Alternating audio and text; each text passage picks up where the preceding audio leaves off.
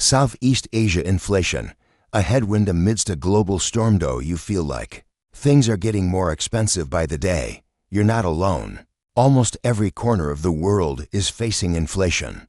But today, we're going to look at a region that's less talked about, but vital to the global economy, Southeast Asia.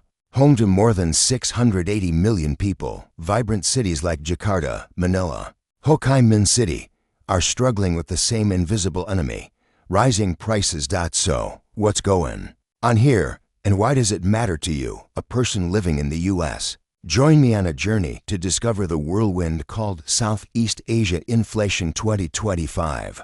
Global supply chains, oil prices, the U.S. dollar exchange rate, all are having a strong impact on this region. And that, sooner or later, will affect the prices of goods and services you consume every day. First, let's take a look at the Philippines. In the Philippines, a traditional meal may be a luxury for many in 2025. The price of rice, the staple food of the Philippines, has increased by 38% compared to last year. Why? Because the Philippines imports most of its rice. As world prices rise, the local currency depreciates and transportation costs rise. The burden falls directly on the people. In May 2025, thousands took to the streets to protest against the government over uncontrolled food prices. The government imposed a price cap on rice, but this only led to a proliferation of black markets. Workers, especially the urban poor, are caught in a dilemma. Next up is Indonesia. Indonesia, the region's most populous country, is not immune to the inflationary spiral. When the government cut fuel subsidies, gasoline prices rose by 29%. Everything else, from transportation to food to service prices, was dragged up. Many small businesses were forced to close because they could not bear the costs of doing business. Meanwhile, people tightened their spending. Life became more and more precarious. Next is Vietnam, the most peaceful country in the world. Vietnam is considered one of the countries with good inflation control in Southeast Asia, with a rate of less than 5%. But this stability comes at a price.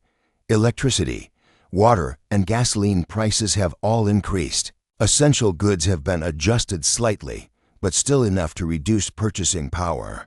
With a minimum wage of only about 180 to 250 US per month, many young workers in Ho Chi Minh City are having to borrow money to pay for living expenses. This situation causes many young families to postpone plans to have children, buy a house, and invest for the future. Next up is the Kingdom of Thailand. What would a country known as the land of golden pagodas and famous tourist destinations be like? Remember when a street food meal in Bangkok cost just $2? By 2025, that price will have doubled or more. Inflation in Thailand has hit 5.1%.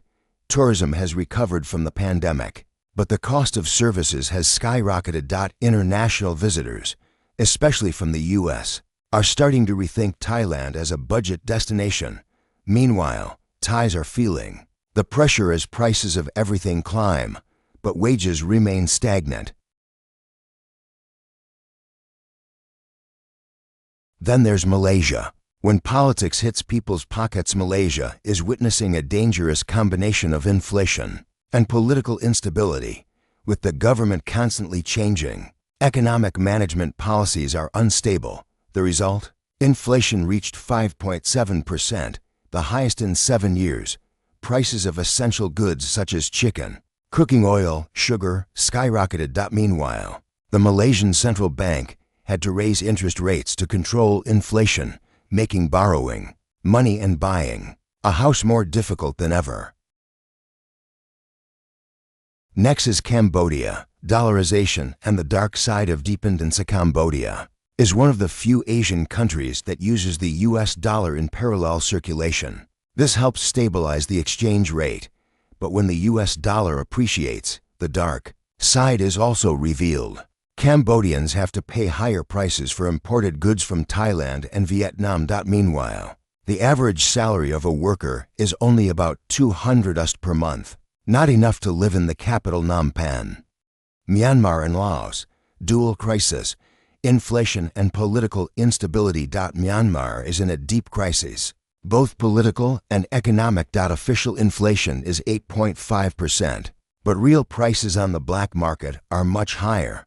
Similarly, in Laos, the kip is losing value, public debt is high, and prices are soaring. Many families rely on remittances from relatives in Thailand or Vietnam to survive. So the ripple effect on the U.S. How are Americans paying? Have you noticed that clothes, shoes, seafood, electronics are more expensive in the U.S. these days? Many of them are imported from Southeast Asia. When prices rise in Southeast Asia, so do production costs, and you, the American consumer, are the ones paying the price. A shirt made in Vietnam, which used to sell for $15, now costs $18 to $20. What is the future for Southeast Asia and the U.S. living with inflation or changing the game? Southeast Asian countries are looking for ways to unite to weather the inflation storm, strengthening the bloc, reducing dependence on supplies from the West or China. For Americans, the stability of Southeast Asia is not just a distant matter. It affects wallets, consumer choices, and long-term economic strategy. What do you think about the economic ties between the U.S. and Southeast Asia? Share your thoughts in the comments, and don't forget to like and subscribe for more insights from around the world.